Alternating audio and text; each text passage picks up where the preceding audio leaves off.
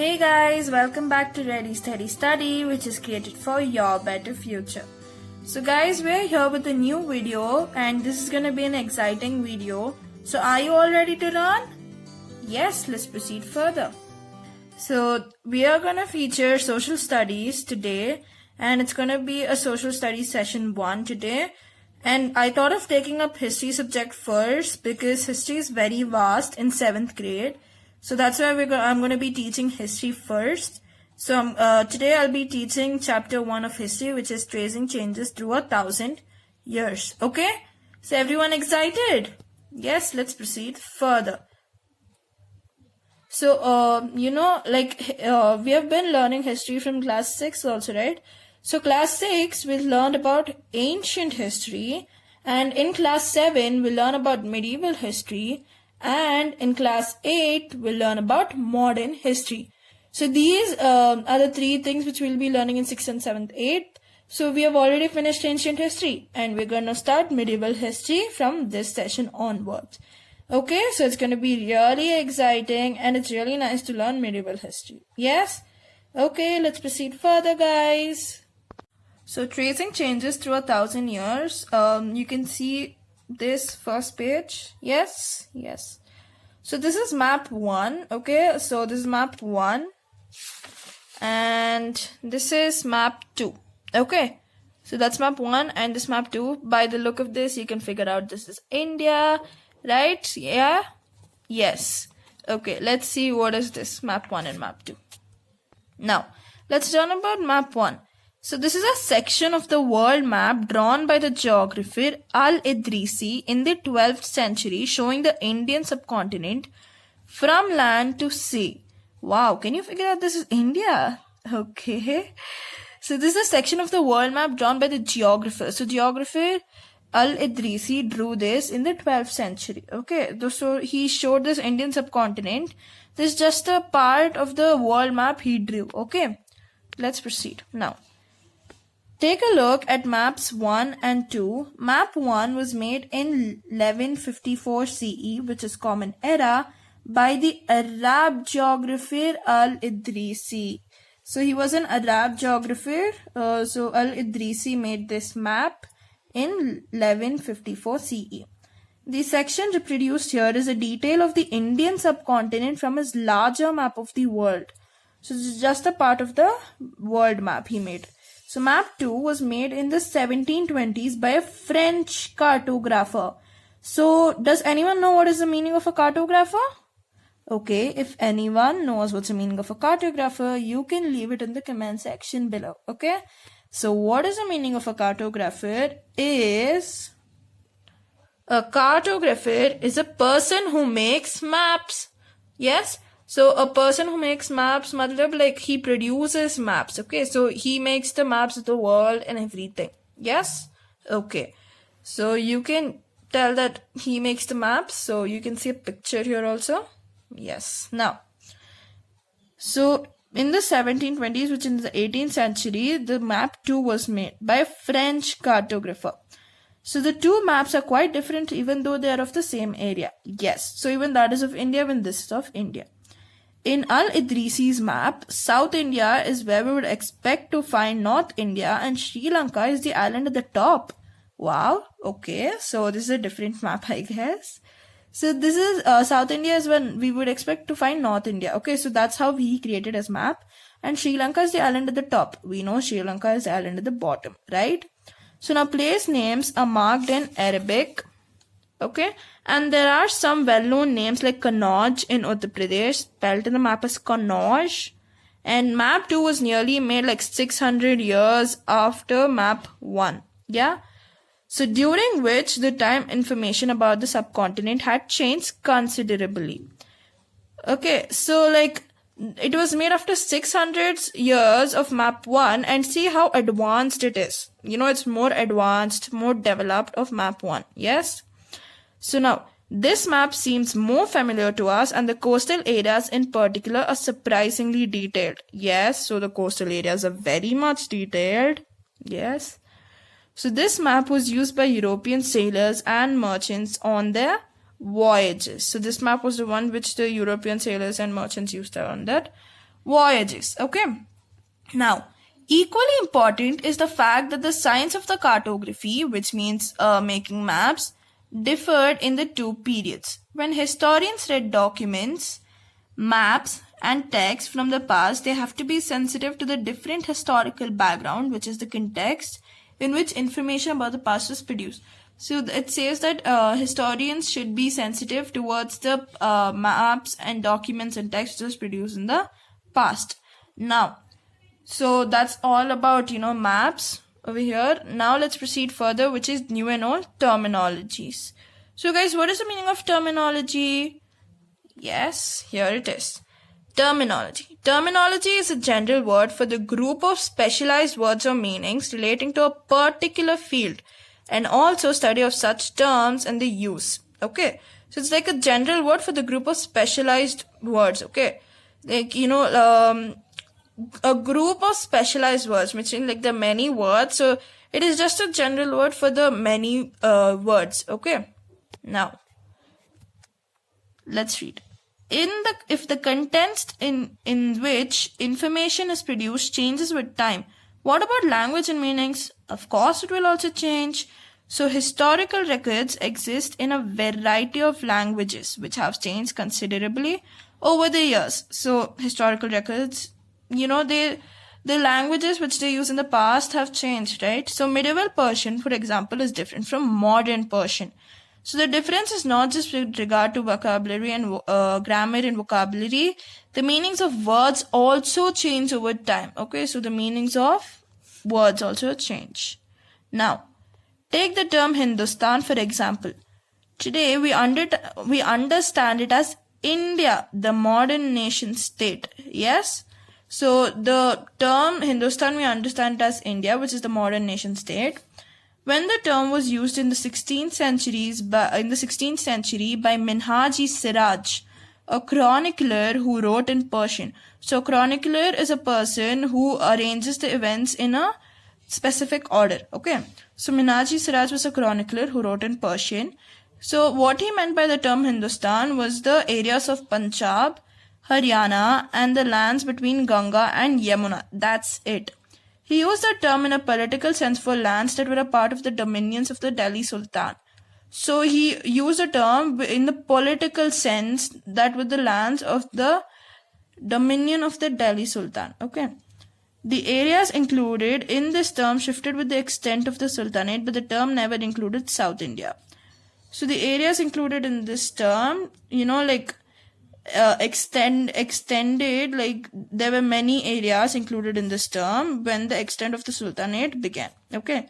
But by contrast, in the early 16th century, Babur used Hindustan to describe the geography, the fauna, the culture of the inhabitants of the subcontinent. So Babur in the 16th century used Hindustan to describe the geography, the fauna, and the culture of the inhabitants of the subcontinent. As we'll see later in this chapter, this was somewhat similar to the way the 14th century poet Amir Khusrau used the word Hind. So there was another 14th century poet, Amir Khusrau, who used the word Hind, which was similar to that of the meaning of Babur's usage. Okay. So while the idea of a geographical and cultural entity like India did exist, the term Hindustan did not carry the political and national meanings which we associate with it today. So Hindustan did not carry the political and national meanings which we associate India with today. Okay. So we take India as a, political and national meanings. We associate India with political and national meanings, but Hindustan was not associated with political and national meanings. So see, from 13th century, Minhaj-i-Siraj, there was 13th century Minhaj-i-Siraj, 14th century Amir Khusrau, and 16th century there was Babur. The usage of Hindustan varied so much. Yes, the term Hindustan. Now let's proceed further. Historians today have to be careful about the terms they use because they meant different things in the past. Okay. So they have to be very careful about the terms they use because they meant different things in the past. Take for example a simple term like foreigner. So we all know that foreigner is used to mean someone who is not an Indian today. Yes, so a foreigner who's used to mean someone who's not an Indian. Okay.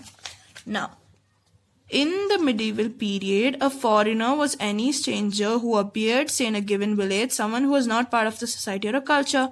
So a foreigner in medieval period was someone who was not a part of the society of the village or a culture of the village. So in Hindi, the term Pardesi might be used to describe such a person, and in Persian, Ajnabi. So the term foreigner in Hindi was known as Pardesi and in Persian, Ajnabi. So a city dweller therefore might have regarded a forest dweller as a foreigner, but two peasants living in the same village were not foreigners to each other, even though they may have had different religious or caste backgrounds. Okay, so this is all about the term foreigner. Now, historians and the sources. So historians use different types of sources to learn about the past depending upon the period of the study and the nature of their investigation. Okay, so they use different types of sources. Last year, for example, you read about the rulers of the Gupta dynasty and the Harshavardhana. In this book, we will read about the following 1000 years from roughly 700 to 1750. So in this book, we'll learn from 700 to 1750. Okay. Now, you will notice some continuity in the sources used by the historians for the study of this period. They still rely on coins, inscriptions, architecture, and textual records for information. They still do. But there is a considerable discontinuity. The number and the variety of textual records increased dramatically during this period. They slowly displaced other types of available information. So textual records increased during this period, and because of textual records emerging, the other records, which are coins, inscriptions, and other architecture stuff, were displaced or disappeared. Through this period, paper gradually became cheaper and more widely available. Okay, did you understand it? So paper became more cheaper and more widely available. So there's a gist of the value of the paper. Compare the following. In the middle of the 13th centuries, a scholar wanted to copy a book, but he did not have enough paper, so he washed the writing of a manuscript he did not want, dried the paper, and used it. Wow, okay. But a century later, if you bought some food in the market, you could be lucky and have the shopkeeper wrap it for you in some paper. Yeah, see the difference? Yes. So when was paper more expensive and easily available? In the 13th century or the 14th century? So most expensive was in the 13th century, and easily available was in the 14th century, I guess. Yeah? Yes? Okay. So you can see the difference here, right? Yes. Now, let's proceed. People used the paper to write holy texts, chronicles of rulers, letters, and teachings of saints, petitions, and judicial records, and for registers of accounts and taxes. So, guys, the paper was used to write holy texts, and chronicles meaning the lifestyle of rulers, and letters and the teachings of the saints, petition and judicial records, which means the judicial stuff, and then it was also used for registering of accounts and taxes. Manuscripts were collected by wealthy people, rulers, monasteries, and temples. So they were placed in libraries and archives. So what is archives, children? So what is archives? So archive is a place where documents and manuscripts are stored. Today, all national and state governments have archives where they keep all their old official records and transactions. So an archive is a place where all the manuscripts and documents are stored. Okay. So all national and state governments now have archives where they keep all their old official records. Okay. Did you get it? Yes? Okay. Let's proceed further. These manuscripts and documents provide a lot of detailed information to historians, but they're also difficult to use. Okay. So because, after a few years, the manuscripts will be turned yellow, or, it might be eaten away by insects or stuff like that. So these manuscripts and documents provide a lot of detailed information to historians, but they're also very difficult. Cartographers and the difference in the maps and the time differences, and we learned about new and old terminologies, the term Hindustan, the term India, foreigners, and everything. and we learned about the historians and the sources, how historians depend on the sources for the for the study of the past, and what was paper used for. And we learned about the scribes, how they introduced small changes which grew into a large change in the manuscript. And we learned how there was a difference of manuscripts and how this could be very difficult for historians to read. And we learned about Ziauddin Barani also, the 14th century chronicler. So this is all we learned for this session, guys. So in the next session, we will learn more about this chapter itself. Okay. So before you go, so guys, like, share and subscribe for more and for Ready Steady Study. So like this video and share this video for whom it will be necessary, and subscribe to my channel. Okay. See, due to this pandemic and lockdown, most of the schools haven't reopened, and that's why we have come up with an online platform which will be really helpful for all of you. Yes? Okay. So that's why, guys, like, share and subscribe. Thank you, and we will meet you in the next session. Hope to see all of you in the next session too. Yes? Thank you all for watching this video.